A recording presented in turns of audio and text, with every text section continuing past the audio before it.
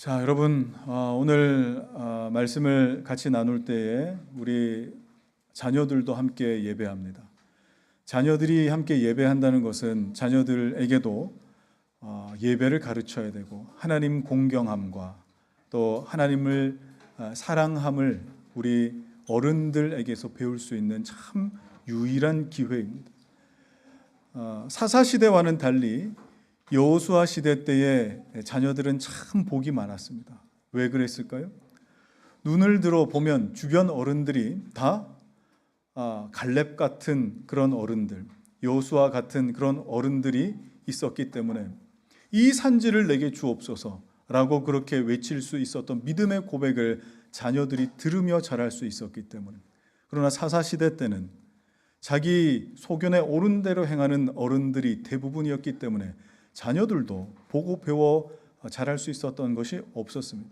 그래서 오늘 이 자리는 우리 자녀들과 함께 예배드리기 때문에 때로는 좀 소란스러울 수도 있겠고, 또 우리 자녀들이 하나님 앞에 예배하는 그 과정들을 배워가는 중에 미흡한 부분도 분명히 있을 수 있겠지만, 그것을 우리 어른들이 하나님을 공경하고 하나님 앞에 예배하는 것을 잘 가르치는 자리였으면 좋겠습니다. 자, 오늘 함께 보신 이 말씀은 예수님께서 비유로 하신 이야기입니다. 굉장히 재미있는 이야기입니다. 그런데 이 이야기는 그냥 이야기가 아니라 어떤 누군가를 특정하여 드러내고 누군가를 책망하거나 누군가를 꼬집기 위해서 비유로 하신 말씀입니다. 비유로 하신 말씀. 자, 그러면 누구 들으라고 하신 말씀일까? 누구한테 하신 말씀일까? 바로 앞장에 나옵니다. 마태복음 21장 23절 말씀 같이 읽겠습니다. 시작. 예수께서 성전에 들어가 가르치실새 대제사장들과 백성의 장로들이 나와 이르되 무슨 권위로 이런 일을 하느냐? 또 누가 이 권위를 주었느냐? 누구에게 하신 말씀이에요? 대제사장들과 장로들. 그러니까 오늘 이 말씀이 누구에게 하신 말씀인지 정확한 대상이 있습니다. 그리고 예수님께서 이 비유의 말씀, 오늘 우리의 본문 쭉 말씀하시고 난 다음에 예수님의 말씀을 다 듣고 나서 예수님을 어떻게 하면 해칠 수 있을까를 고민했던 자들도 있습니다. 바리새인들입니다. 자, 그러니까 이 비유는 우선 종교 지도자들 들으라고 하신 말씀이겠고, 조금 더 확장해 보면 교회 또는 신앙이라는 것이 나에게 너무나 익숙해서 예수님께서 말씀하셔도 절대 자기 고집 꺾지 않는 그런 고집불통의 사람들 들으라고 하신 말씀인 겁니다. 그런데 조금 전에 우리가 읽었듯이 이 비유는 종교 지도자들이 예수님을 향해서 아니 당신은 무슨 권위로 이렇게 가르치느냐 또는 이런 일을 하느냐 하면서 예수님의 권위에 의심하고 예수님의 권위에 도전하면서 생긴 그런 갈등에 이어진 대화 속에서 오늘 주님은 혼인잔치의 비유를 이렇게 말씀해 주시는 겁니다. 그러니까 당시 종교 지도자들은 하나님이신 예수님의 권위를 절대 인정하지 않았어요. 그리고 겉으로는 분명 하나님의 말씀을 따르는 종교 지도자들이 곧 장로님들 그리고 또 목사님들 같은 종교 지도자들임에도 불구하고 자기 고집을 꺾질 못해요. 자기의 방법을 내려놓질 못해요. 자기의 그 지식을 절대 내려놓지 못하는 겁니다. 이런 상황에 예수님께서 한 비유의 이야기를 들려주실 때에 이 비유의 결론은 굉장히 가슴 아픈 이야기처럼 들리죠. 뭡니까? 초청받은 사람은 많지만 택함 입은 사람은 적구나 라고 결론 내리시고 말씀이 끝납니다. 자, 내용은 이렇습니다. 우리가 다 읽진 않았습니다. 내용을 한번 말씀드리면 이래요. 어떤 내용이냐? 한 임금님이 있습니다. 임금님이 이제 자기 아들 결혼시키려고 이제 혼인잔치를 준비합니다. 임금의 아들을 뭐라고 부르죠? 왕자겠죠, 왕자. 왕자의 혼인잔치, 결혼식을 준비하려고 이렇게 준비를 하는 중에 종들을 보내서 아들의 혼인잔치에 여러 사람들을 초청하게 됩니다. 그러니까 이제 혼인잔치가 마련되었으니까 오셔서 먹고 마시고 이 자리를 축하해 주시고 빛내 주십시오 하고 이제 종들을 이렇게 막 보내는 거예요. 자, 그래서 종들은 혼인잔치에 초청받은 그 하객들의 집집마다 찾아가서 이제 우리 임금의 아들의 혼인잔치가 있으니 와주십시오 하고 초청을 하게 됩니다. 당시에 왕이 초청한다 했을 때 그 손님으로, 그러니까 결혼식의 하객으로 초청받은 사람들의 상태, 그 마음은 어떤 반응이 자연스럽겠습니까? 두 가지 반응이겠죠. 두 가지 마음이 있을 겁니다. 어떤 마음이에요? 의무감 같은 게 있을 거예요. 의무감이라고 표현했지만 사실 모든 일정과 약속들보다 가장 우선시해야 되는 어떤 의무감 같은 거일 겁니다. 자, 왜 그렇습니까? 왕이 부른 자리 아닙니까? 특별히 많고 많은 사람 중에 왕이 나를 초청해서 부른 자리이기 때문에 모든 만사를 제쳐놓고 가장 우선 지켜야 할 것 같은 그런 어떤 마음이 드는 것이 당연한 겁니다. 자, 또 하나는 자발적인 기쁜 마음이 있어요. 왜 그렇습니까? 그 자리는 아무나 올 수 있는 자리가 아니라, 누구나 올 수 있는 자리가 아니라 특별히 왕이 선택해서 부른 사람만 올 수 있는 자리이기 때문에 그렇습니다. 자, 그래서 오늘 3절 말씀을 한번 읽어볼까요? 3절 말씀. 자, 시작. 그 종들을 보내어 그 청한 사람들을 혼인잔치에 오라 하였더니 오기를 싫어하거늘. 자, 왕이 종들을 보낸 사람들은 어떤 사람들입니까? 그 청한 사람들이라고 나오고 있습니다. 그 청한 사람들. 자, 그러면 종들을 보낼 때에 전혀 영문도 모르고 아무 소식도 모르는 사람들이 갑자기 왕이 결혼식 오라고 합니다 라고 그렇게 들은 것이 아니라 이미 1차적으로 왕이 초청을 했던 사람들, 이미 청첩장을 받은 사람들에게 다시 가서 요청을 했던 것이죠. 지금도 청첩장을 돌릴 때에 어떻게 돌립니까? 결혼 날짜가 정해지지도 않았는데 그냥 돌리는 일은 없습니다. 결혼 날짜가 다 정해지고 그리고 청첩장도 돌리는 거예요. 당시도 마찬가지입니다. 결혼 날짜가 다 정해졌어요. 결혼식이 이제 이날 몇 시에 열립니다. 그러면 그 날짜를 먼저 알려줍니다. 하객들에게.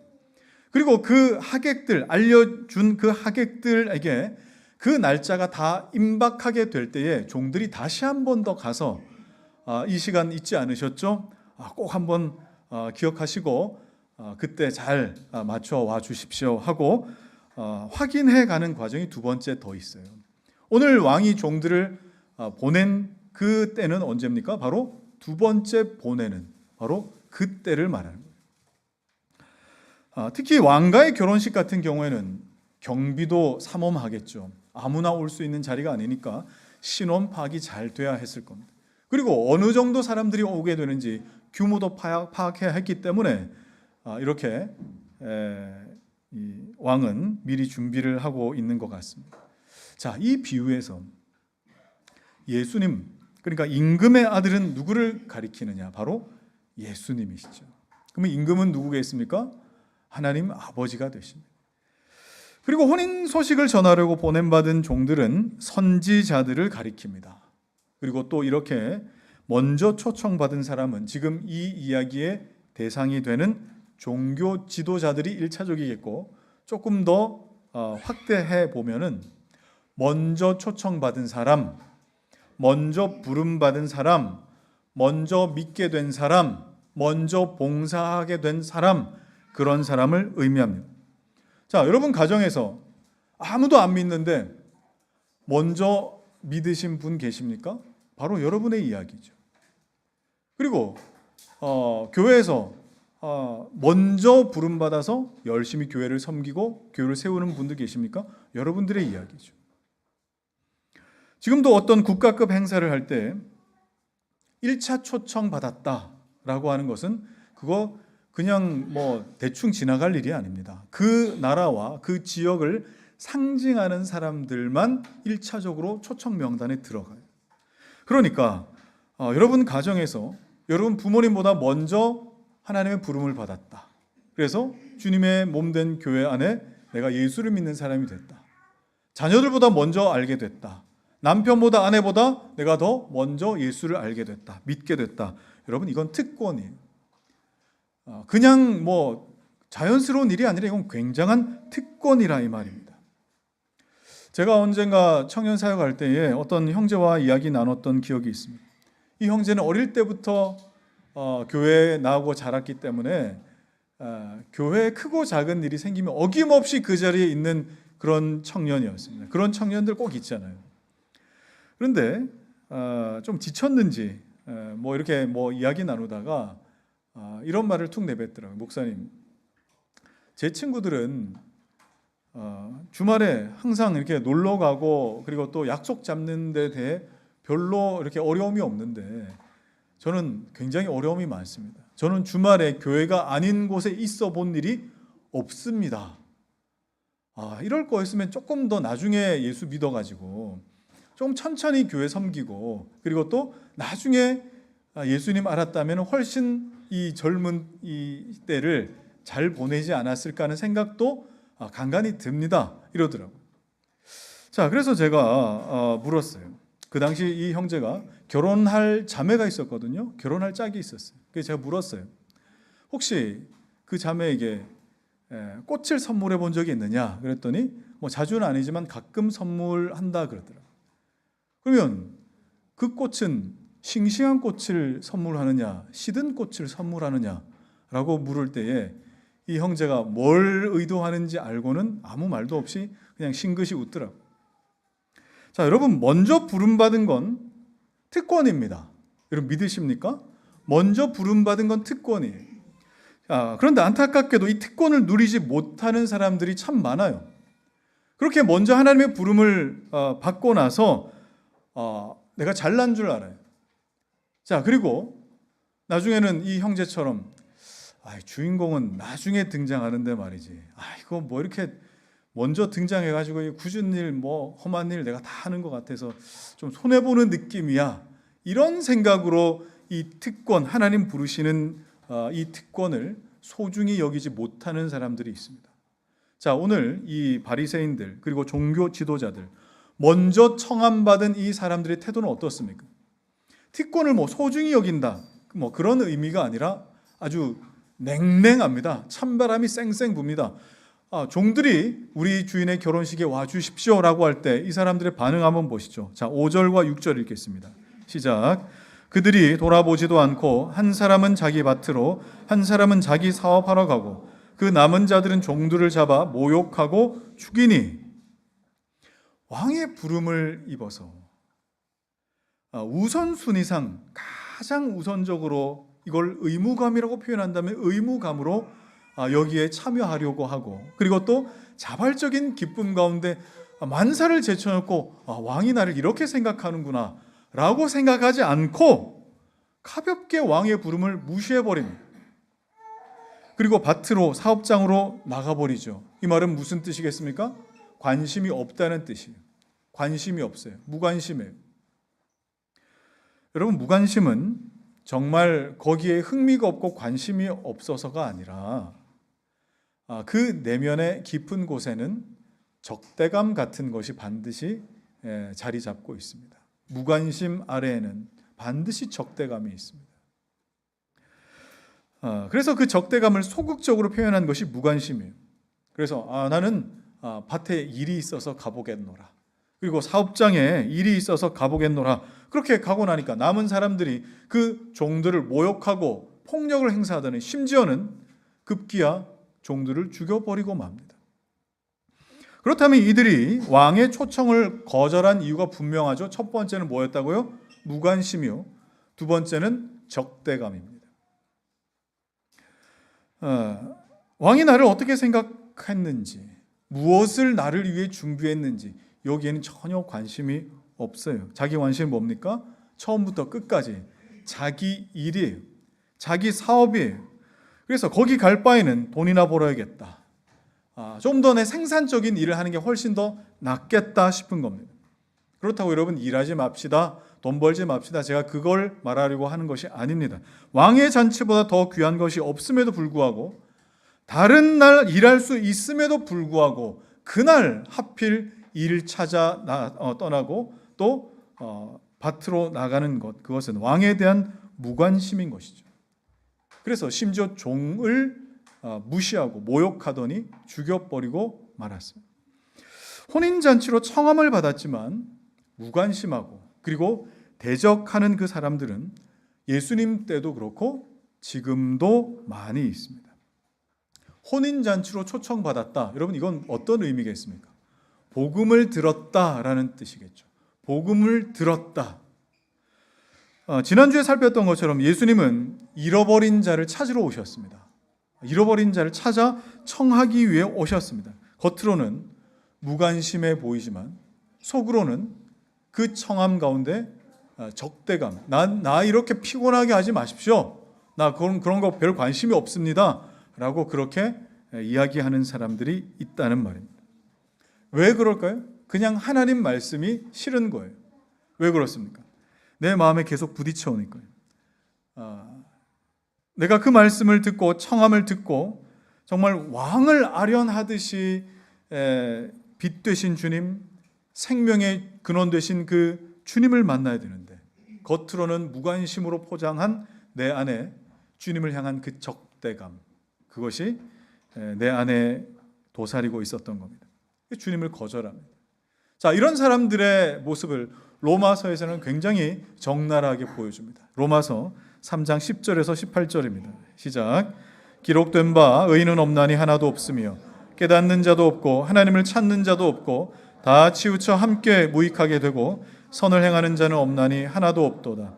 그들의 목구멍은 열린 무덤이요 그 혀로는 속임을 일삼으며 그 입술에는 독사의 독이 있고 그 입에는 저주와 악독이 가득하고 그 발은 피 흘리는 데 빠른지라.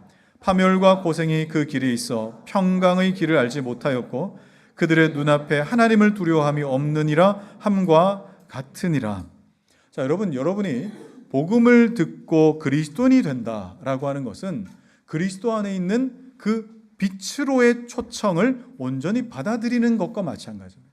자, 그런데 빛으로 초청할 때 내가 응한다라고 하는 것은 동시에 무엇과 똑같은가? 어떤 일이 일어나는가? 내 안에 있는 그 어둠이 나에게 인식됐다라는 것도 동시에 일어납니다. 왜 그렇습니까? 그 어둠이 인식이 돼야 주님의 빛됨으로 나올 수 있기 때문에 그렇습니다.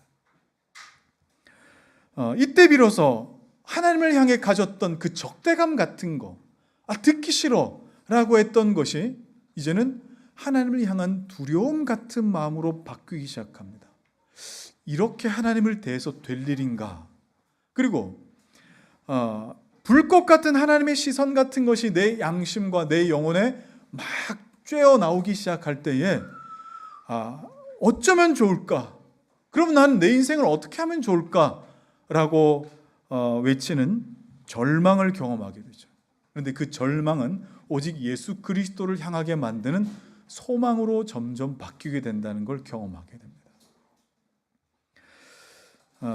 여러분, 그래서 우리가 예수 그리스도를 믿는다라고 하는 것은 생각보다 다양한 옵션 중에 하나가 아닌 걸 알게 돼요. 여러분, 구약에 도피성이라는 것이 있습니다. 도피성. 구약 레위 사람들은요, 특정 지역이나 재산을 자기 소유로 갖지 못했습니다. 다른 지파들은 다 재산이나 땅을 가질 수 있었는데 레위 지파만큼은 그러지 못했어요. 그래서 나머지 지파에 흩어져서 하나님께서 48개의 성들을 이렇게 레위 지파에게 주시면서 너희는 각자 흩어져서 여러 지파 속에 들어가서 이 지정된 성에 흩어져 살고 지파를 영적으로 잘 다스리며 사명 감당해라. 그리고 그 48개 성읍 중에 6개가 바로 도피성이었습니다. 그럼 도피성이 뭡니까? 도피성은 가령 이런 것입니다. 어떤 사람이 나무를 베다가 자기 의도와 상관없이 도끼에서 날이 휙 하고 빠져버려가지고 지나가던 사람이 도끼에 맞아가지고 그만 죽어버렸어요. 너무 억울하지 않습니까? 물론 그렇게 죽은 사람도 너무 억울한 죽음이겠지만 이 나무를 하던 사람도 너무 억울한 거예요. 율법에는 뭐라고 기록되어 있어요? 눈에는 눈, 이에는 이. 자, 그러면 도끼로 사람을 죽인 사람은 그야말로 도끼로 처벌받는 것 같은 형벌을 받아야 되는 겁니다.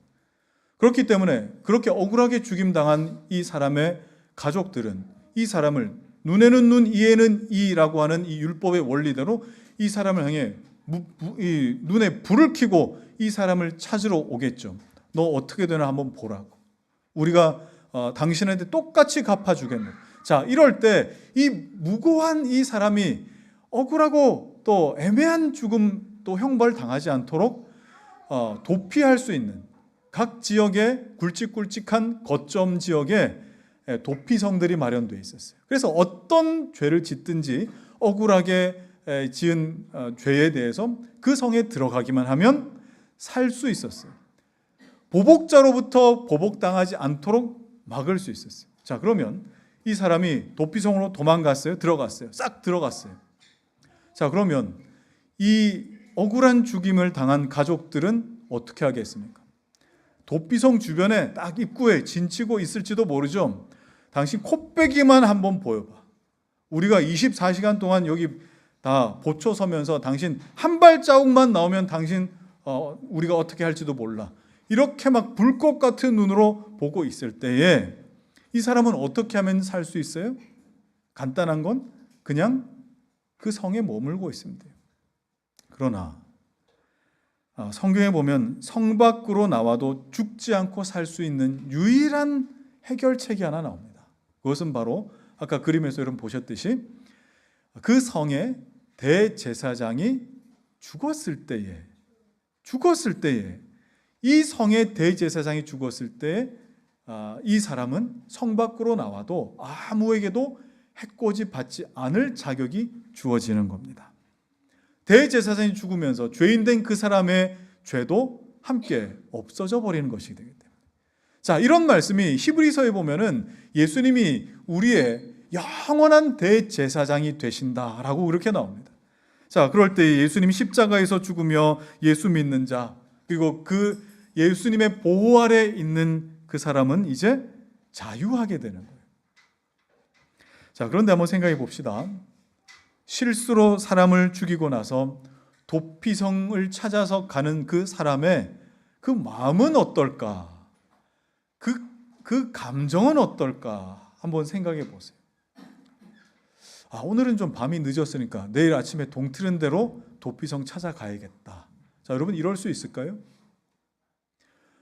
그리고 혼자 가면 좀 그러니까 내가 좀 같이 갈 수 있는 사람 좀 찾아서 가야 되겠다. 아니면 내가 지금 정리하지 못한 우리 자녀들한테 얘기도 좀 해야 되고 또 가족들한테 내가 이거 미처 얘기를 못 했는데 내가 갑자기 없어지면 안 되니까 우리 가족들한테 얘기나 좀 하고 가야겠다. 자, 여러분 이럴 여유가 있을까요? 커피나 한 잔 마시면서 가야겠다? 그리고 뭐 이런 거 저런 거 내가 다 챙기면서 가야 되겠다. 여러분 절대 그럴 수 없어요. 왜 그래요? 지금 당장 그 가족의 죽음 소식을 듣고 눈에는 눈, 이에는 이 원리를 가지고 자기를 죽이려고 오는 사람들이 언제 어떤 방식으로 자기를 찾아올지 모르기 때문에 급하게 가야 되는 겁니다. 이 일이 딱 발생하고 난 다음에 뒤도 돌아보지 않고 도피성을 향해서 막 달려가야 되는 거예요. 왜요? 살아야 되니까. 여러분이 예수를 믿으면서 이런 감정 느껴보신 적이 있으십니까? 여러분 오늘 아침 주일 교회로 나오실 때에 이런 어떤 감정 같은 거 느껴본 적이 있으십니까? 예수를 붙들지 않으면 내가 살 수가 없다. 정말 악한 자의 이 정죄와 참소 가운데 내가 견딜 수가 없다. 이런 감정 말입니다. 12의 혈루병으로 정말 고생하던 한 여인이 예수님의 옷자락, 사람들 틈 사이로 보이는 예수님의 옷자락, 저 옷자락만 터치만 해도 나는 살겠다. 여러분 어떤 감정인지 예수를 믿는 사람의 마음과 태도는 바로 이러해야 한다는 거예요. 여러분 언제든지 주님을 만난다는 것은 아무렇지도 않게 기독교 문화에 익숙해지는 정도가 아닙니다. 도피성을 향해 달려가는 자들과 같았어요. 그런데 오늘날 한국교회 우리 커가고 있는 우리 다음 세대 우리 자녀들도 그렇고 그리고 또 어른들도 하나님 앞에서의 이 예배를 익숙한 기독교 문화 정도로 이해하고 있는 이 느낌이어서 참 가슴이 아픕니다. 우리를 초청하신 왕 되신 하나님이 어떤 분이시고 그분의 부름이 어떤 것인지 여기에 대한 생각이 없어요. 무관심해요. 그저 우리끼리 좋아서 노래하고 우리끼리 좋아서 예배하고 취미가 예배고 취미가 기독교인 어떤 그런 사람들입니다. 강단의 설교도 사람 사는 어떤 이야기와 사람의 어떤 교훈적인 그런 어떤 이야기만 있지, 하나님께서 말씀 가운데 스스로를 계시하는 방법으로서의 어떤 말씀 설교가 아닌 경우도 얼마나 많습니까? 교회 토양이 이러니 말씀 중에 하나님을 드러내고 하나님의 가감없는 그 메시지를 나타낼 때, 때로는 위로의 말씀도 있겠지만, 그리고 때로는 심판의 경고와 책망의 말씀을 나타낼 때에 그렇게 말하는 사람을 쳐다보고 싶지도 않을 겁니다. 왜 말을 꼭 또 저렇게 또 하는 거야? 심지어 스데반에게 돌을 던진 것처럼 옆에 돌 하나만 있으면은 그냥 던지고 싶은 마음이 들지도 모르겠습니다. 자, 이렇게 왕의 초청을 거부한 사람, 이런 사람들 왕이 가만히 놔두겠습니까? 가만 놔두지 않습니다. 자, 마태복음 22장 7절 말씀 읽겠습니다. 시작. 임금이 노하여 군대를 보내어 그 살인한 자들을 진멸하고 그 동네를 불사르고. 그림을 보시면 왕이 정말 진노 중에 있으면서 군대를 보냅니다. 그리고 살인한 자들을 진멸하고 동네를 불탈 때에 보십시오. 그냥 혼내는 형벌 정도가 아닙니다. 먼저 하나님의 사랑을 받고 복음의 초청을 받았던 유대인들, 그들 중에 특별히 종교 지도자들의 모습을 지금 이야기를 통해서 이렇게 보여주시는 거예요. 그들은 특권을 누리지 못했어요. 그냥 특권 의식 속에만 갇혀 있어서 하나님 나를 이 정도로 생각하시는구나 하고 이렇게 특권 의식에만 사로잡혀 있었다. 그리고 예수님 믿지 못했죠. 심지어 예수님을 대적하고 예수님을 십자가 못 박아 죽이기까지 했습니다.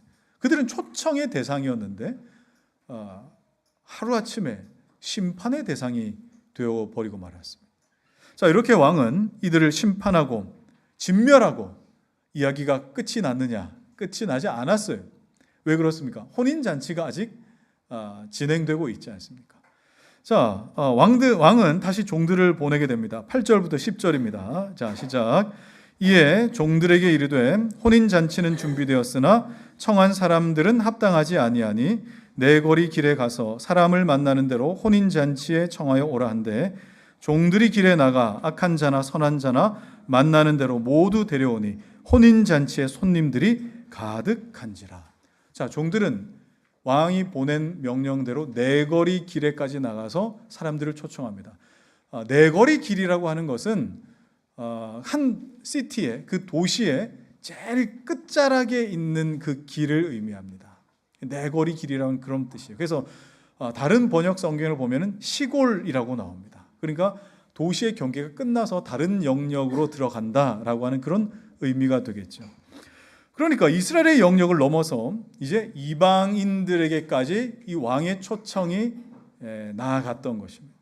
그렇게 사람들이 모여들었는데 처음에 1차 초청 때와는 다르게 누군지도 모르는 사람들을 이제 마구잡이로 초청하여서 왕의 혼인잔치에 드렸습니다. 그래서 10절에 보니까 악한 자나 선한 자나 전부 다 하나님 앞에 그 왕의 혼인잔치에 오게 됐어요. 여러분, 이건 뭘 보여주는 걸까요?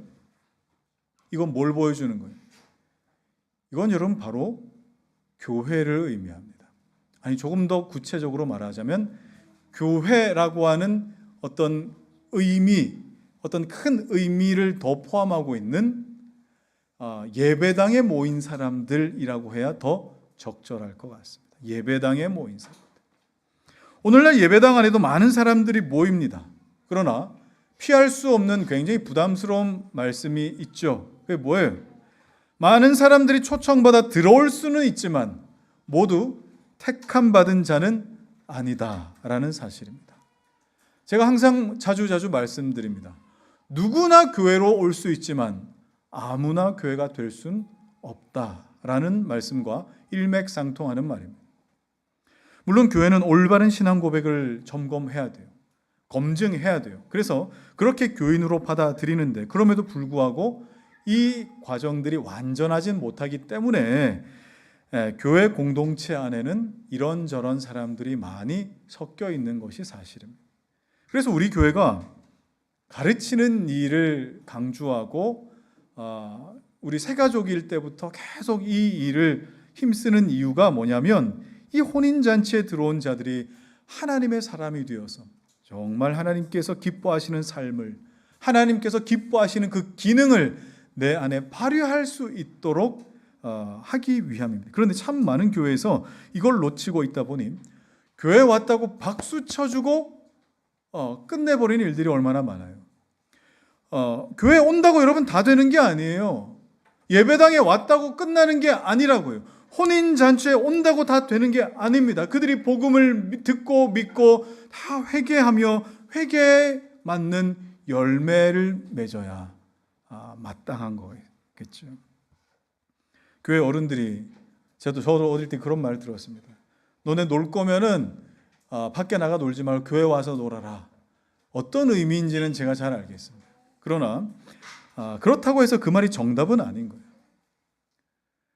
물론 교회에서 놀다가 믿음이 시작되기도 하겠지만 어떤 이유에서든지 교회는 노는 장소가 아니에요. 노는 공동체는 아닌 겁니다. 교회로 모여서 하나님을 알아가고요. 또 하나님을 알아갈 때 믿음이 자라가고 믿음이 자라갈 때에 말씀대로 살아갈 힘이 생겨서 우리 주님 닮아가는 선한 열매를 많이 맺으며 살아가는 것입니다. 그러니까 그냥 여기에 있다고 해서 다 되는 게 아니라는 거예요. 그런데 왔다는 것에 만족하는 사람들이 있죠. 여기 왔다는 것에 만족하는 사람들. 그러니까 주일에 겨우 오는 것이 신앙생활의 목적인 거예요. 여러분들 중에도 그런 분이 계시거든. 여러분 언제까지 그렇게 신앙생활 하실 거예요? 그렇게 시작할 수는 있겠지만 주님을 알아가고 만나는 그 기쁨, 왕의 마음을 헤아리는 그 기쁨, 왕은 어떤 마음으로 나를 부르셨을까 하는 그 기쁨으로 더 나아가야 옳습니다. 언젠가 청소년 수련회를 진행했어야 될 때가 있었어요. 여러분 청소년 수련회를 경험하신 분들도 계시고 아닌 분들도 계실 것 같아서 제가 그 상황을 잠시 묘사하면 이렇습니다. 청소년 수련회 하면 이제 청소년 아이들이 쭉 이제 모여가지고 예배 드리고 집회하는데 평소보다 예배의 그 분위기 찬양할 때는 좀 조명도 좀 껌껌하게 하고 요즘은 이제 예전과는 좀 달라서 예전에는 그냥 오래된 교회 빌려가지고 막 찬양하고 이랬는데 지금은 안 그렇습니다. 이제 무대도 굉장히 화려해요. 조명도 굉장히 화려하고 그리고 음악 볼륨은 옆 사람과 대화가 안 될 정도로 커요. 그래서 옆에 대화 나누려면 선생님 뭐라고요? 하면서 이렇게 해야 겨우 들릴 정도로 음악 볼륨도 큽니다. 찬양 인도자가 나와서 이제 찬양하기 시작합니다.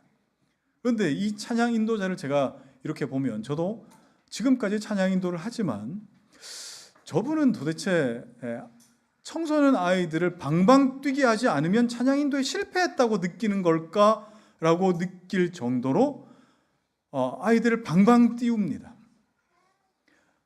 청소년 수련회 보통 찬양을 한 40분에서 1시간 정도 찬양하거든요.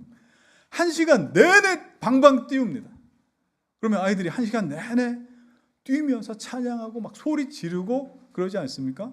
제가 볼 때는 너희들 딴짓하지 말고 호응 좀 해. 이때 아니면 언제 뛰어보겠어. 이런 느낌으로 아이들을 뛰게끔 만드는 것 같은 거예요.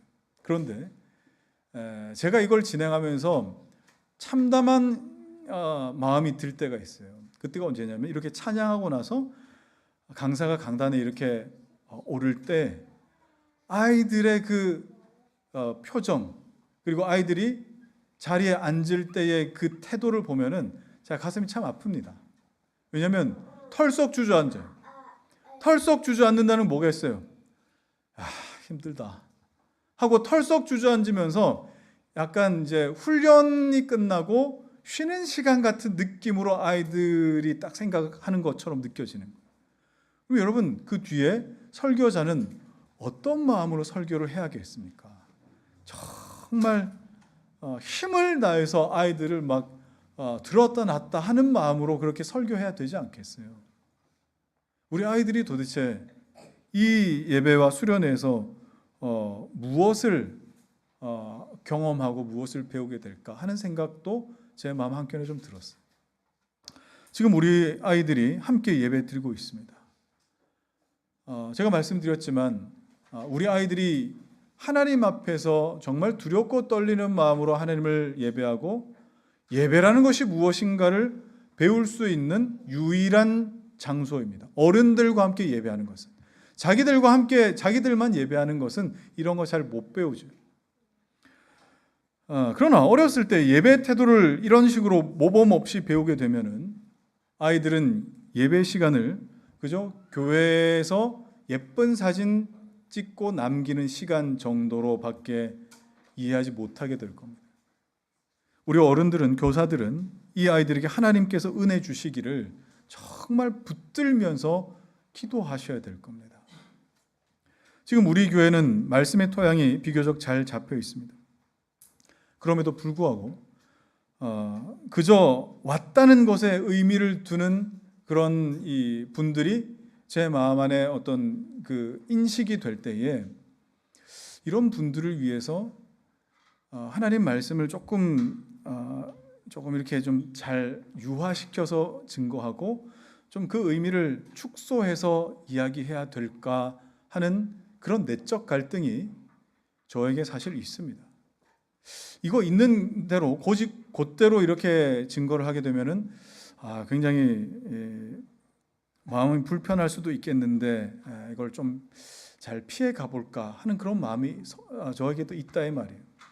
그럼에도 불구하고 혼합되지 않은 이 말씀, 정확한 하나님의 말씀이 저는 사람을 바꿀 수 있다. 그 사람의 영혼에 호소함이 된다라고 믿기 때문에 말씀만 살아서 그들에게 증거되고 여러분들에게 증거될 수 있기를 저는 기도하며 말씀을 준비합니다. 그러나 때로는 참 저에게도 버거운 말씀을 감당해야 될 때 저는 이 강단에서 버텨야 할 때도 여러분 있는 거예요. 여러분 초청받아 그 자리에 왔다고 전부가 아니라는 사실을 기억하시기 바랍니다. 초청받은 자들은 많지만 택함을 입은 자들은 적다고 말씀하셨습니다. 그러면 택함을 입은 사람은 누구에게 있습니까? 그리고 또 그렇게 그렇지 않은 많은 사람들과 어떤 차이가 있겠습니까? 이 둘은 어떻게 구분될까요? 자, 오늘 본문에서 하나님의 권위를 어떻게 받아들이고 반응하느냐 하는 것으로 설명되고 있습니다. 하나님을 어떻게 내가 반응하고 그 앞에 어떻게 대하느냐. 초청은 받았지만 그 권위에 대한 인정도 없고 또 그 앞에 내 어떤 인격적인 반응도 없고 그저 옆집에 아무개가 교회 간다니까 나도 따라가서 점심이나 좀 얻어먹고 이런 정도의 느낌으로 나온다라고 하는 것은 여러분 정말 그 권위에 대한 인정이 없는 청함받은 정도의 사람인 것이겠죠. 권위에 대한 반응이 중요합니다.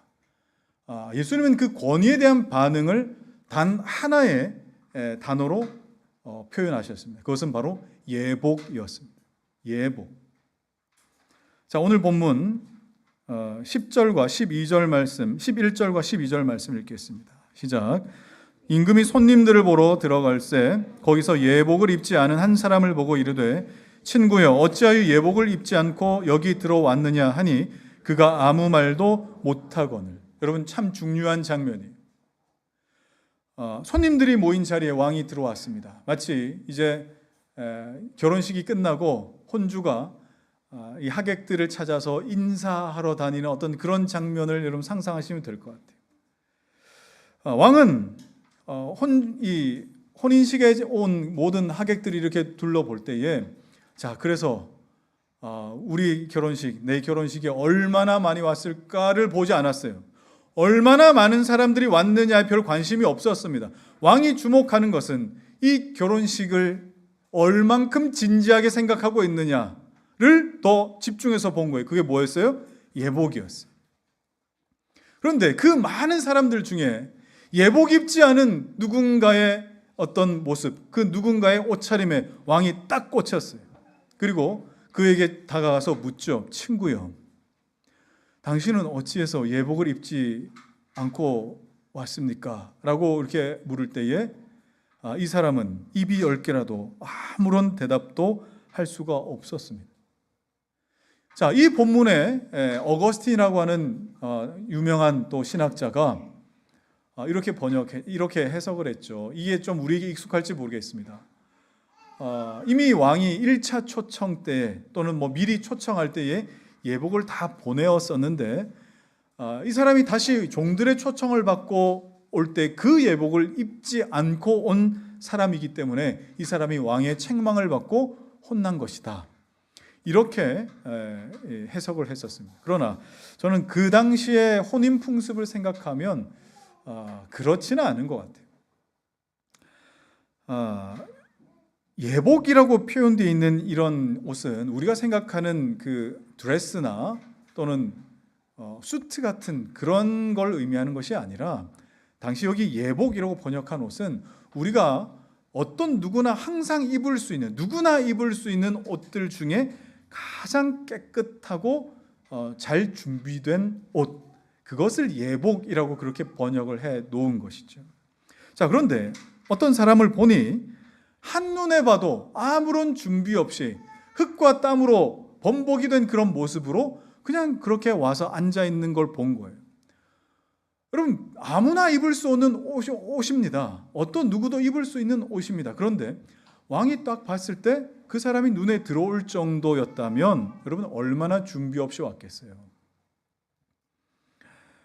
충분히 집에 가서 깨끗한 옷으로 갈아입고 올 수 있었는데 왜 그러지 않았느냐라고 어떤 정말 바쁜 일이 있었는지 왕은 그 이유를 듣고 싶었던 겁니다. 그런데 이 사람은 어떤 대답도 할 수 없었습니다.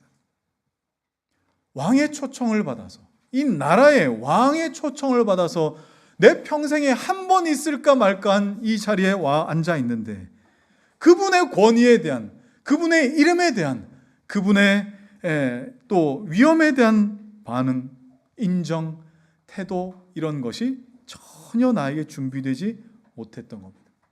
이런 사람을 일컬어서 초청은 받았지만 택함 받은 것은 아니다. 그래서 이 이야기의 결론이 어떻게 났어요? 14절 말씀, 13, 14절 시작. 임금이 사환들에게 말하되 그 손발을 묶어 바깥 어두운 데에 내던지라. 거기서 슬피 울며 이를 갈게 되리라 하니라. 청함을 받은 자는 많되 택함을 입은 자는 적으니라. 이야기에서 이 한 사람 참 이럴 일은 없어야 될 것 같은 이런 어떤 상황이 결국 펼쳐지고 맙니다. 문 밖에 쫓겨나서 이를 갈게 됨이 있게 되더라. 그런데 이 이야기에서는 한 사람이 그런 것이다 라고 나오는데 예수님은 어떻게 결론 내셨어요? 혼인잔치에 청함받은 사람은 많고 택함받은 사람은 적다. 비유상으로는 어때요? 많은 사람이 예복을 입고 왔지만 예복 입지 않은 한 사람만 쫓겨났다. 이렇게 보이지만 예수님의 결론은 그렇게 내지 않으셨어요. 청함받은 사람은 많고 택함받은 사람은 적다. 예배당 안에 누구든지 교회로 와서 교회에 많은 사람들이 들어올 수 있지만 교회로 택함받은 자는 적다.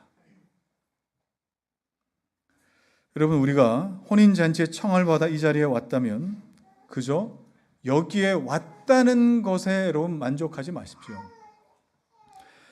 이 자리로 부르신 하나님을 더 바라보십시오. 이 자리에 나를 부르신 하나님께 더 관심을 두십시오. 벌레 같은 나를 구하신 하나님, 나 같은 죄인 살리신 하나님, 맞아요. 너무나 맞는 말씀이에요. 그런데 그 자리에만 계속 서 있지 말라는 뜻입니다. 그 자리에만. 거기가 결론이 아니라고요.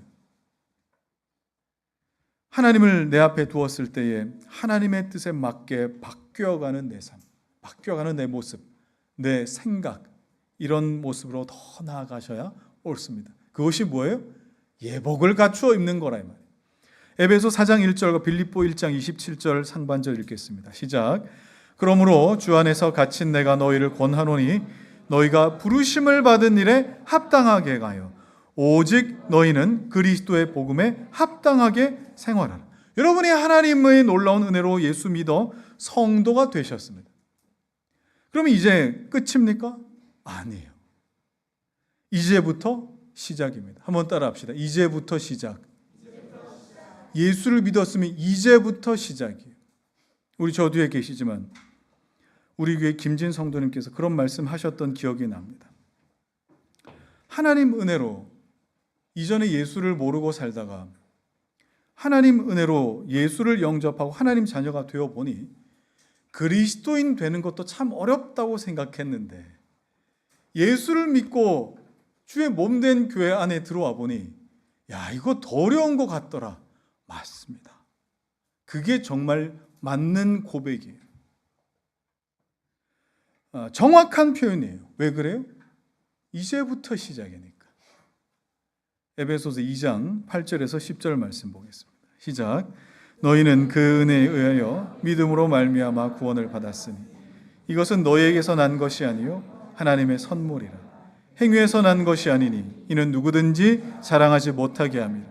우리는 그가 만드신 바라 그리스도 예수 안에서 선한 일을 위하여 지으심을 받은 자니 이 일은 하나님이 전에 예비하사 우리로 그 가운데서 행하게 하려 하심이니라. 하나님의 은혜가 결국 우리를 어디로 끌고 가고 계십니까? 그리스도 예수 안에서 선한 일을 위하여 곧 예복을 갖춰 입을 수 있도록 하기 위하여 우리 삶 곳곳에서 하나님의 그 은혜의 영광을 찬송하는 것으로 이끌어 가시는 거예요. 제발 여러분 이 은혜를 싸구려 은혜로 만들지 마시기 바랍니다. 그냥 주일에는 그냥 예배당 왔다가 주일날 교회 밖에만 나서면은 아무렇지도 않은 사람들처럼 그렇게 살지 마세요. 예복을 입는 겁니다. 예복. 물론 뭔가를 열심히 해서 구원 얻는다. 이건 행위 구원이겠죠. 제가 행위 구원을 말하는 것처럼 보이겠지만 행위 구원이 아니라 은혜라고 하는, 이건 하나님의 은혜입니다라고 하는 것에 나의 모든 게으름도 집어넣고 또 내가 또 무기력한 나의 어떤 삶도 거기 집어넣어서 하나님의 뜻대로 될 겁니다. 하나님의 주권적인 역사로 그렇게 될 겁니다. 이런 식으로 가볍게 생각하지 마시라는 거예요. 이런 삶에서 벗어나셔야 돼요. 지금 이 시대는 기독교가 철학처럼 변조되어서 사람의 그냥 가슴만 울리는 어떤 이야기가 많이 나타나지만 삶에 대한 고민과 삶을 쳐서 복종하게 만드는 것에 대한 고민을 별로 하지 않는 것 같아요. 오히려 목사가 내 삶에 들어와 줘서 나를 위로해주고 격려해주기를 바라지만 내 삶에 하나님의 말씀이 정확하게 들어와서 나를 다듬어 주기를 원하지는 않는 것 같습니다. 그래서 이 시대에 부재하는 것은 명확하게 두 가지입니다. 하나는 말씀이요, 하나는 기도예요. 성도가 성경을 펼쳐서 주중에 성경을 읽지 않는다라는 뜻입니다. 성도가 성경을 펼쳐서 주중에 성경을 도무지 읽지를 않는다는 거예요. 그리고 성경을 배우면서 내 삶을 말씀에 갈아보고 그리고 엎드리는 성도가 없다는 거예요. 여러분, 내 삶을 하나님 말씀에 갈아보면 기도하지 않을 수가 없습니다. 왜 그렇습니까? 하나님 말씀에 내 삶이 부딪히고 부대끼면 내 힘으로는 도저히 안 된다는 걸 내가 인정하기 때문에 하나님 어떻게 해야 됩니까? 하고 하나님 힘 주십시오. 기도할 수밖에 없다는 거예요. 그런데도 불구하고 기도하지 않는다. 기도하러 나오질 않는다는 건 내 삶이 아직 말씀에 갈려보지 않았다는 증거요. 그리고 내 힘으로 아직 버틸만 하다라는 뜻도 되겠죠. 혼인잔치 청함만 받고 내 삶의 예복에 대해서는 관심 없는 것과 다를 바가 있겠습니까? 우리 교회는 아직 5년 좀 지난 교회이기 때문에 물리적으로 검증할 시간이 충분하다라고 말씀드릴 수는 없습니다. 무슨 말이냐? 병원에 가게 되면 그런 분들이 있을 수 있어요. 햇살 잘 드는 창가에 자기 침대를 마련해 놓고 침대를 잘 꾸밉니다. 내가 편리한 또 생활 가제들까지도 거기에 다 놔두고 장기 요양하는 분들이 계십니다. 물론 장기 요양 자체가 나쁜 것은 아닙니다만 나이롱 환자를 제가 말씀드리는 거예요. 그러지 않아도 되는데도 불구하고 오랫동안 거기에 머물러 있는. 자, 그런 것처럼 교회에도 스스로 장기 요양 환자다라고 생각하는 분들이 제법 있는 것 같아요. 물론 육체와 영혼이 정말 약하고 병든 상태로 교회에 중환자 또는 응급 환자처럼 오실 수는 있겠죠. 그러면 어떻게 됩니까? 얼른 내 약하고 연약한 나의 몸도 또 나의 영혼도 강건해져서 어떻게 돼야 됩니까? 여러분이 감당하셔야 될 삶의 자리, 사명의 자리로 다시 돌아가셔야죠. 그런데 왜 병실에 침대를 꾸미고 있느냐 이 말이에요. 왜 그럴까요? 때 되면 간호사가 와서 어디 아픈 데 없으세요? 라고 물어봐 주니까요. 간호사가 어디 아픈 데 없느냐고 물어봐 주면 아프지도 않다가 괜히 아픈 데를 계속 생각해내. 그런 것처럼 목사가 요즘 얼굴이 좀 안 좋으신데 좀 무슨 일이 있으십니까? 물론 안 좋을 수 있겠지만 목사가 이렇게 물으면 안 좋은 걸 또 급하게 생각해내서 사실 뭐 이러이러합니다. 때 되면 약 먹으라고 약 주죠. 밥 먹으라고 밥 주죠. 청소할 필요가 있습니까? 봉사할 필요가 있습니까? 다 해주잖아요. 얼마나 좋습니까? 또 나가서는 내 몸에 안 좋은 것들 막 먹고 마시고 술 퍼마시고 그렇게 다 살다가 병원에만 오면 지방간이 혈압이 높다. 그리고 나는 아픈 사람이야를 거듭거듭 확인하는 것이 여러분 옳습니까? 병원에 오면 아픈 사람, 병원 밖으로 나가면 아무렇지도 않은 사람처럼 사는 것이 옳습니까? 여러분 교회가 병원이라면 응급 환자, 중환자로 들어오셔서 장기 요양 환자가 되시는 것이 아니라 강건한 사람으로 나아가셔서 여러분의 삶의 자리로 돌아가셔야 옳습니다. 교회가 훈련소라면 엄마 보고 싶다고 징징거리며 밤마다 뭐 엄마 생각하고 울고 또 눈물 흘리고 그러는 데가 아니라 이등병의 눈빛을 정말 번쩍번쩍 빛나게 만들고 목소리를 바꿔내서 전방으로 내보내는 곳입니다. 그런데 그저 환자복 입고 나 이만큼 아파 SNS 올릴 때에 어디가 아파 관심 정도 받는 것, 그리고 십자가 목걸이 걸었더니 십자가 목걸이 되게 잘 어울린다를 듣고 싶어 하는 것, 군복을 입었더니 되게 늠름하고 잘 어울린다, 경례 한번 해봐. 여러분 이 정도로 만족하는 것이 그리스도의 삶이겠습니까? 아닙니다. 교회는 그런 곳이 아닙니다. 예수를 주와 그리스도로 믿는 우리는 이제부터 택하심을 입은 자로 다듬어지고, 우리가 교회에서만 예복을 잠깐 입고 벗어버리는 것이 아니라 우리 삶에 그리스도로 옷 입는 그리스도 예수의 그 옷이 날마다 더 드러날 수 있도록 훈련받고 치료받는 것이 마땅한 것입니다.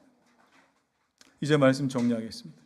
제가 신학교 들어가서 첫 수업 들을 때에 그때 들었던 말씀이 저는 아직도 생생히 기억합니다. 교수님께서 이렇게 말씀하셨어요. 여러분이 앞으로 신학교 졸업하고 향후 한 50년 계속 기독교 역사가 진행될 때에 기독교 교회는 더 참담한 사건과 일들이 많아질 것이고 부흥이라고는 찾아볼 수 없을 것이고 교인 수는 점점 더 줄어들어서 교회는 내리막길로 가게 될 것인데, 이 일에 대해서 별로 자신 없으면 여러분 지금이라도 늦지 않았으니 지금 당장 돌아가시라고. 신학교 들어간 첫 수업 때 제 그 얘기를 들었어요. 그리고 나서 23년이 흘렀습니다. 23년 흐르고 지금 오늘날 한국교회의 기독교 신앙의 토대와 오늘날의 형편을 보면 23년 전 무슨 예언자처럼 말씀하신 교수님의 그 말씀을 부정할 수가 없어요. 그러면 그렇다고 우리 다 같이 이제 내리막길로 가는 그런 모습입니다 라고 결론 짓고 우리가 신앙생활 할 수 있겠습니까? 그럴 수는 없죠. 이것이 결론이 아니라는 것을 우리가 믿고 고백할 때에 비록 힘들겠지만 우리가 청함받은 일에만 관심 가질 것이 아니라 택함 받은 자로 우리는 예복을 입고 있는가를 우리 삶의 한 뼘만큼이라도 더 많이 나타날 수 있기를 여러분 같이 고민하십시다. 자기 사업과 밥보다 중요한 것, 왕께서 우리를 부르셨다라고 하는 이 왕의 부름과 권위 앞에 엎드리는 것, 이것만큼은 우리가 놓치지 않겠다고 고백하며 살아가십시다. 그래서 청함 받는 것에 여러분 그것이 결론이라고 결론 내지 마시고 택함 받은 자로서 몸부림치며 살다가 그 마지막 때에 어린 양 예수의 혼인잔치, 정말 진짜 혼인잔치가 우리 가운데 펼쳐질 때에 이 자리에 계신 모든 자들이 한 사람도 쫓겨나지 않고 그 축제의 기쁨을 우리 다 함께 누리게 되는 우리 예수로 사는 교회 모든 이들이 다 되시기를 주의 이름으로 축원합니다. 자, 이 시간에는 오늘 성찬을 함께 나누도록 하겠습니다. 제가 하나님 말씀 잠시 읽겠습니다. 이사야 53장의 말씀입니다.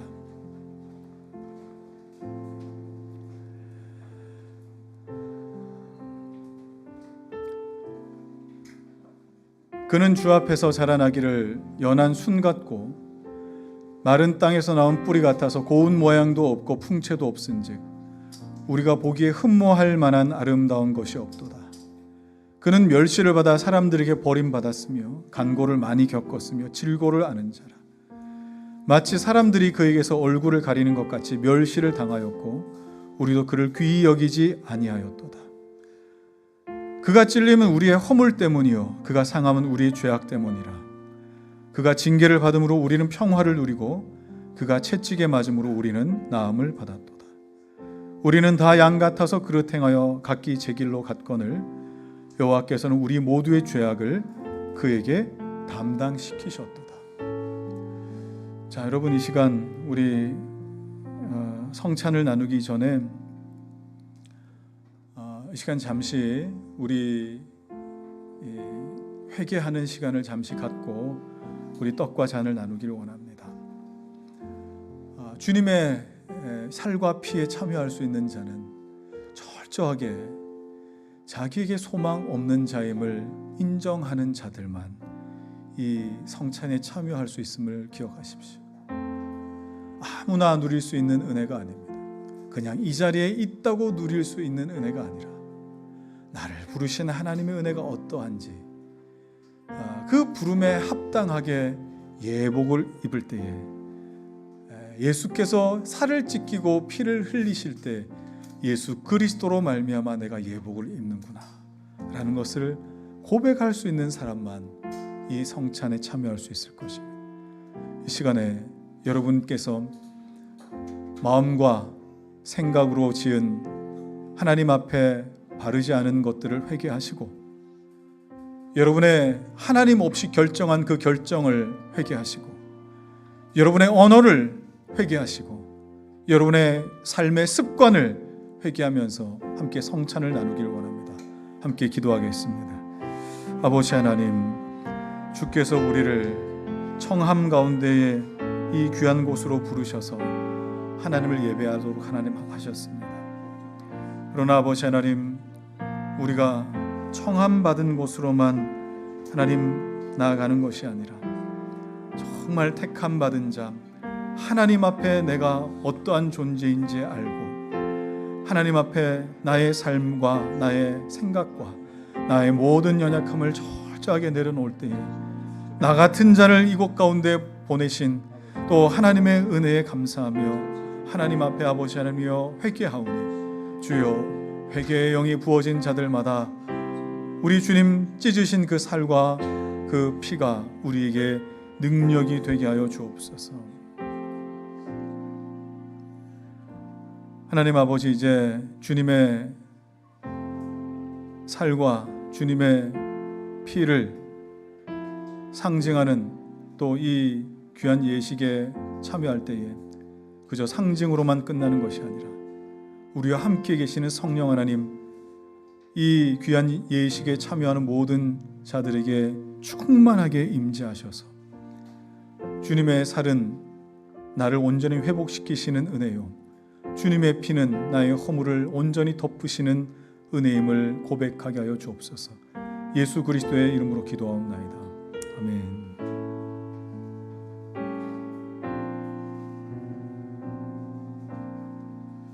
예수께서 잡히시던 밤에 떡을 찢으셨습니다. 한 떡에서 모든 자들이 먹고 배부름을 누렸듯이 한 떡에 참여하는 모든 자들은 주 안의 형제요 또 주 안의 자매입니다. 이것을 먹을 때마다 그리스도 예수 안에서 이 놀라운 일을 행하신 주님을 기억하고 이 떡에 참여하십시오.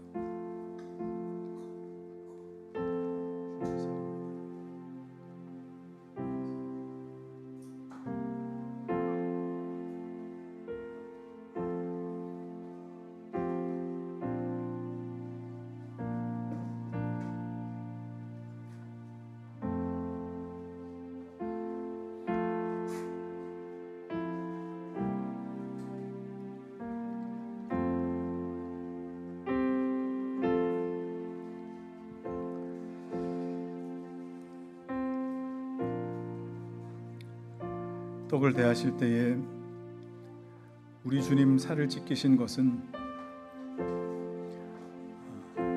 우리의 모든 허물을 덮으시는 그 생명의 능력이시지만 우리 주님을 생명의 떡으로 알고 먹고 그것으로 말미암아 살 수 있다는 소망을 주는 것입니다. 함께 나눈 이 떡은 내가 바로 살아있는 떡이니 이것을 먹는 자가 생명을 누리리라 하셨습니다. 이것을 대하실 때에 주님 여전히 나와 함께 하심을 여러분 믿고 의지하며 이 떡에 동참하시기 바랍니다.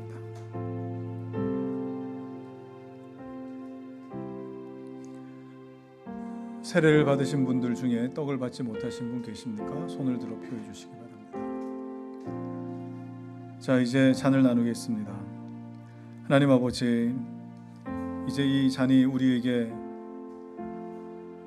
새로운 인류를 향한 생명 되게 하여 주시고 그 어떤 것도 참소할 수 없는 능력이 되게 하여 주옵소서.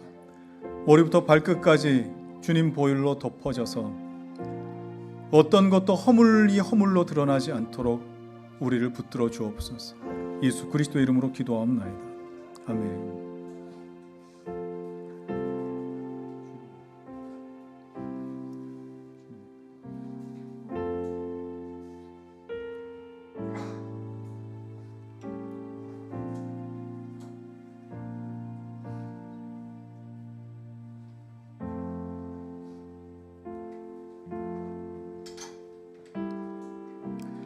내가 너에게 전한 것은 주께 받은 것이니 곧 주 예수께서 잡히시던 밤에 떡을 가지사 축사하시고 떼어 이르시되 이것은 너희를 위하는 내 몸이니 이것을 행하여 나를 기념하라 하시고 식후에 또한 그와 같이 잔을 가지시고 이르시되 이 잔은 내 피로 세운 새 언약이니 이것을 행하여 마실 때마다 나를 기념하라 하셨으니 너희가 이 떡을 먹으며 이 잔을 마실 때마다 주의 죽으심을 그가 오실 때까지 전하는 것이니라. 그러므로 누구든지 주의 떡이나 잔을 합당하지 않게 먹고 마시는 자는 주의 몸과 피에 대하여 죄를 짓는 것이니라.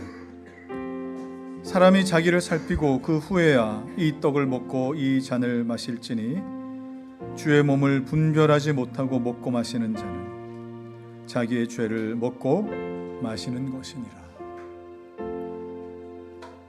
그리스도 예수 안에 나의 옛사람이 십자가에 죽고 또 그리스도의 영으로 내 안에 사시는 그런 모든 성도들에게 예수 그리스도의 피가 우리 안에 흐르고 있음을 여러분 믿고 기억하시기 바랍니다. 떡을 받으신 분들 중에 잔을 받지 못하신 분 계실까요? 네, 그러면 우리 정리해 주시고 우리 함께 찬양하도록 하겠습니다.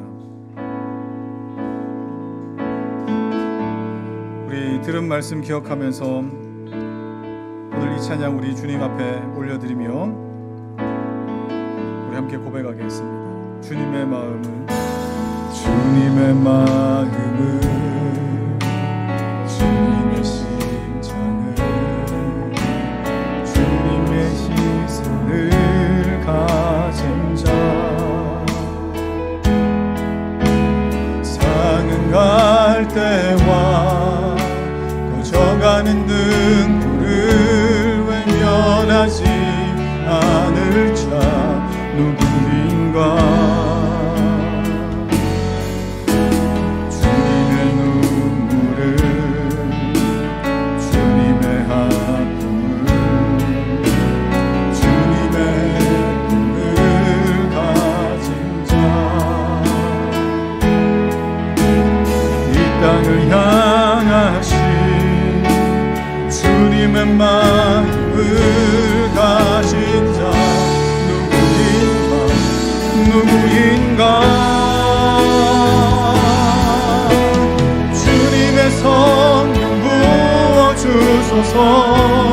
굳은 마음 제하시고 이 땅을 향한 주의 애끓는 만부사 끊어진 교회 회복시키고 주 오시기에 위하는 하나님의 사랑 그 마음 가진 자 주님의 마음에 합한 자로 세워주소서.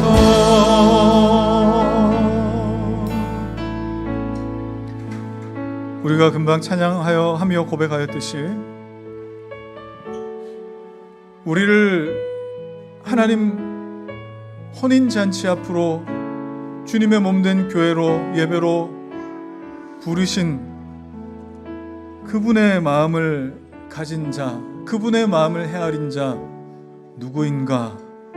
성경은 오늘 그것을 내 삶에 이미 준비하고 사모하고 기대한 예복으로 나타난 자, 예복을 입은 자라고 표현했습니다.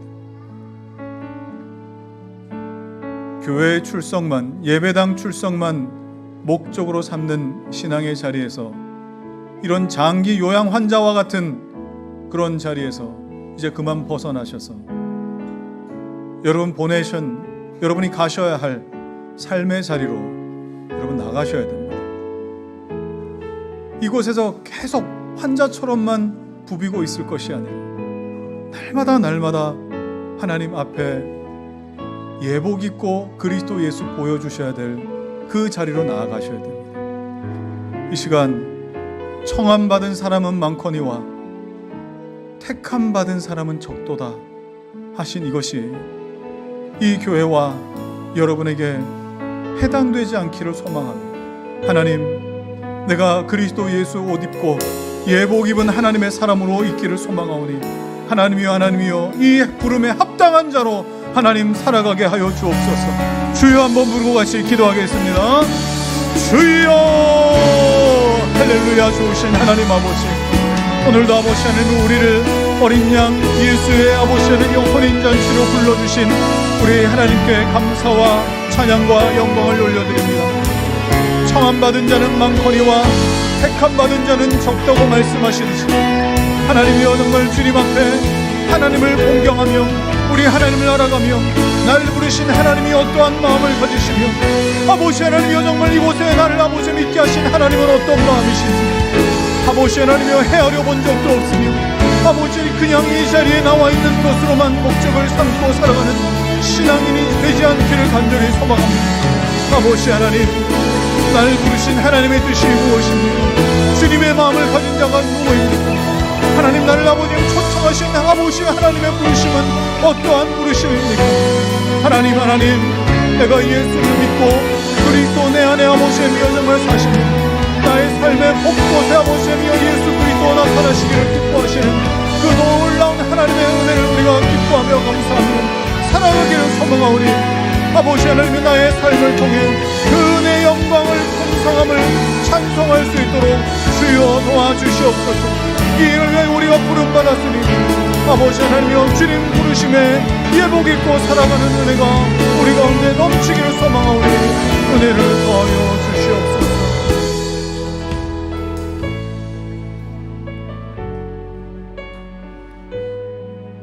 청함을 입은 자는 많거니와 택함을 입은 자는 적다 말씀하신 우리 주님의 마음이 어떠하실지,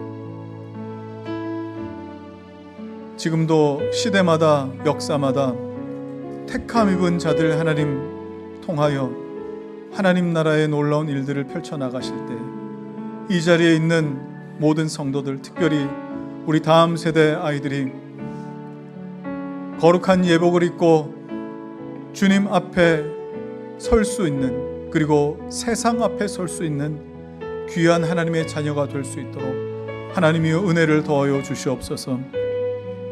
이제는 우리 주 예수 그리스도의 은혜와 하나님의 사랑과 성령의 교통하심이 청함 받은 자리에 머물러 있지 아니하고 오히려 택함 받은 자로서 예복 입기를 기뻐하며 살아가기로 소망하는 사랑하는 성도들 머리 위에와 생업과 자녀와 또 주의 몸된 교회 위에 이제로부터 영원토록 함께 하시기를 간절히 축원하옵나이다. 아멘.